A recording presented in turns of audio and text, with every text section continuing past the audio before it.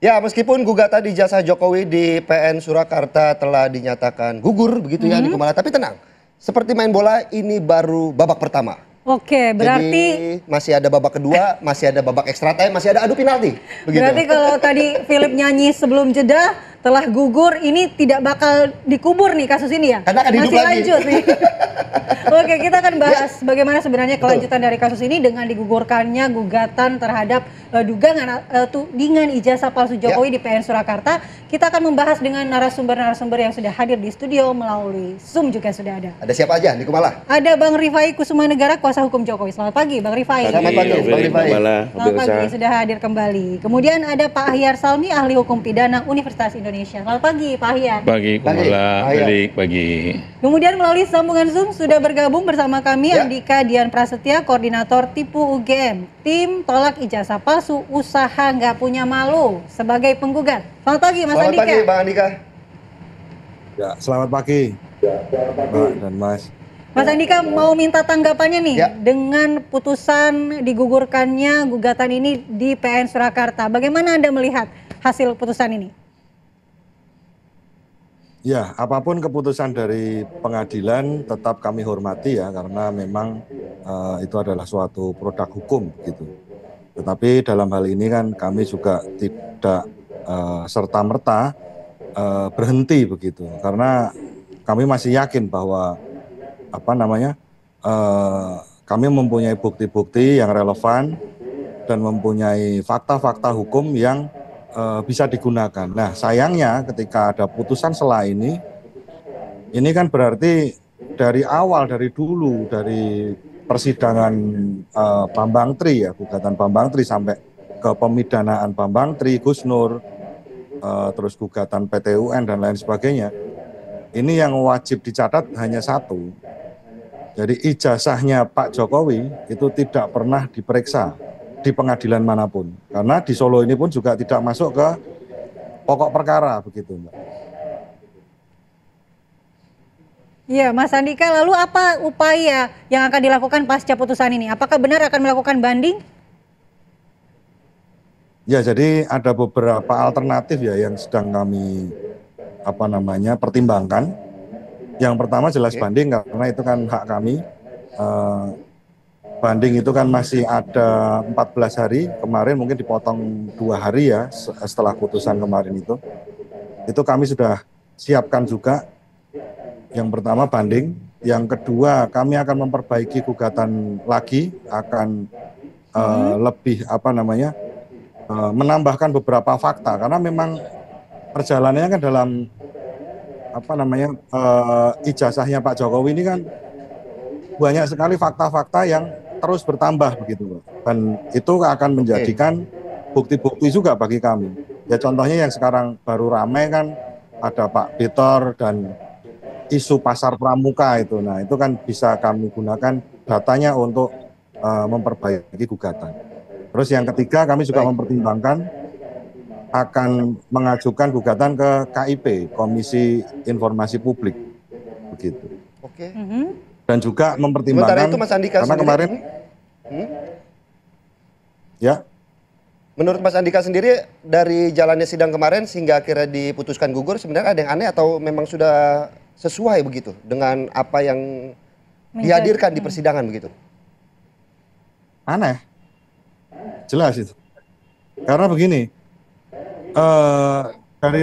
dari rilis pers Pengadilan Negeri Surakarta kemarin itu kan mengatakan bahwa mengabulkan kompetensi absolut karena memang majelis hakim mengira bahwa gugatan ini kan salah forum.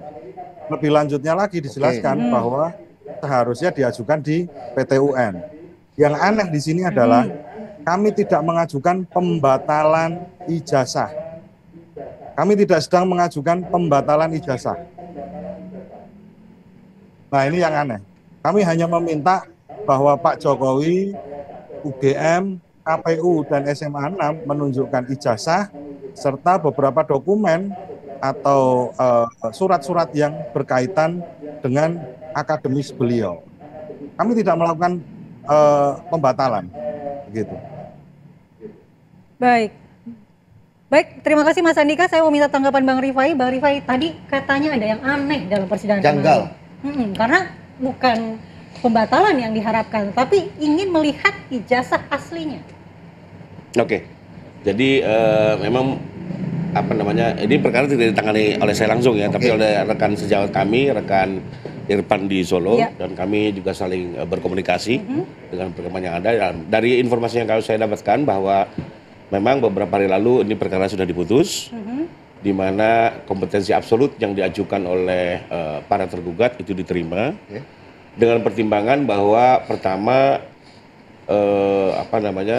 sekolah negeri, sekolah ini adalah sekolah negeri di bawah rumpun organisasi Kemendikbud ya, sehingga itu masih dalam pelayanan administrasi pemerintahan. Kedua, memang dengan adanya undang-undang administrasi pemerintahan, ini seluruh tindakan melawan hukum penguasa itu menjadi kewenangan petun. Dan yang diuji tidak hanya keputusan, ya, sudah diperluas. Kalau undang-undang petun dulu memang hanya keputusan, tapi dengan berlakunya undang-undang administrasi pemerintahan, tindakan pun bisa digugat, baik tindakan aktif maupun tindakan pasif. Ya, sehingga mungkin argumentasi ini bisa diterima oleh hakim tingkat pertama dan pada akhirnya diterima eksepsi ini. Sebenarnya ini kan juga bukan perkara pertama ya, rujukan kami juga perkara yang waktu itu saya tangani di PN Jakarta Pusat, yang langsung diajukan oleh TPU juga sama waktu itu. Cuma ini berbeda objek ya. Terkait dengan ijazah S1. Kalau yang di sana ada kan beberapa betul. Ya dokumen. Nah, sama juga, cuma kalau di PN Jakarta Pusat terkait dengan legal standing. Legal standing. Jadi menurut saya sih ini sebuah sikap pengadilan yang saya pikir konsisten ya. Ya, bahwa rekan-rekan ingin mengajukan upaya hukum itu juga biasa saja ya, dalam ya biar kita cari putusan terbaik ya, silakan dilakukan banding, biarlah tesis antitesis ini pada akhirnya mencapai satu keputusan yang bisa menjadi pembelajaran publik juga, atau memperkaya jurisprudensi di Indonesia. Kalau menurut Mas Andika sendiri kan sebenarnya bukannya untuk menggagalkan ataupun menghapuskan ijazah dari Joko Widodo, tetapi hanya ingin menampilkan kepada publik. Apakah memang ini harus masuk ke pokok perkara dulu baru ditampilkan, atau memang ini belum masuk ke pokok perkara begitu, jadi tidak perlu ditampilkan ijazah Jokowi? Enggak, justru sebelum memasuki pokok perkara, pengadilan sendiri kan akan melihat apakah ini dalam kewenangannya atau tidak. Dibanding dia masuk terus ke dalam, ternyata bukan kewenangannya, malah lebih kasihan juga mencari keadilan.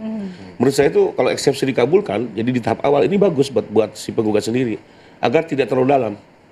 Bayangkan sudah PN menang, banding menang, di kasasi ternyata bukan kompetensi. Balik lagi dari awal, menurut saya itu malah nggak bijak ya. Memang di satu sisi mungkin kadang dikabulkan eksepsi ini mengecewakan. Saya juga sering dalam posisi penggugat. Tapi kalau kita melihat jernih, objektif, mungkin ini juga cara terbaik agar persoalan ini segera tuntas dan tidak melewati jalur yang tidak tepat. Baik, saya mau ke Pak Ahyar. Pak Ahyar, dari kacamata hukum pidana, bagaimana Anda melihat keputusan PN Surakarta yang menggugurkan gugatan ini, Pak? Sebelum saya menjawab itu, pastilah tadi Pelik udah mengatakan bahwa ini ibarat sepak bola, ini baru babak pertama.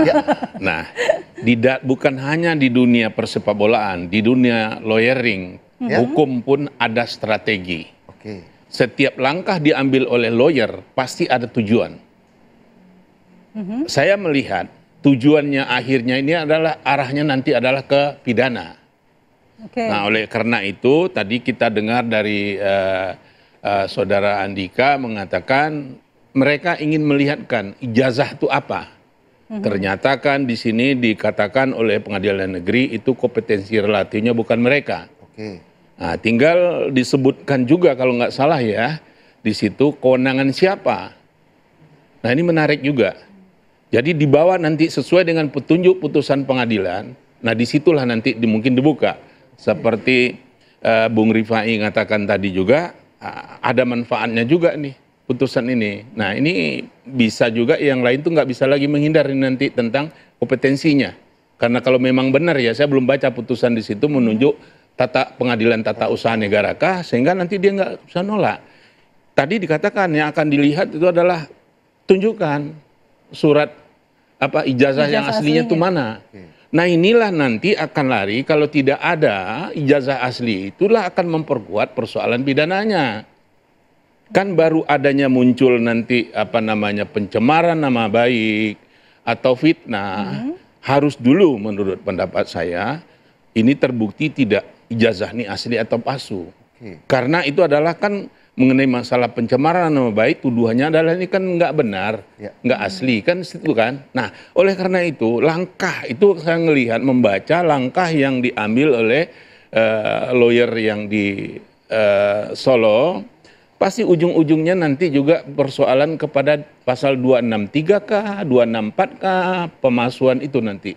Pasti larinya ke situ. Ya. Nah, ini memang katakanlah awal kita juga dengar tadi akan dicoba langkah apakah banding atau mereka akan mencoba sisi yang lain betul kan. begitu ya. Ini menarik.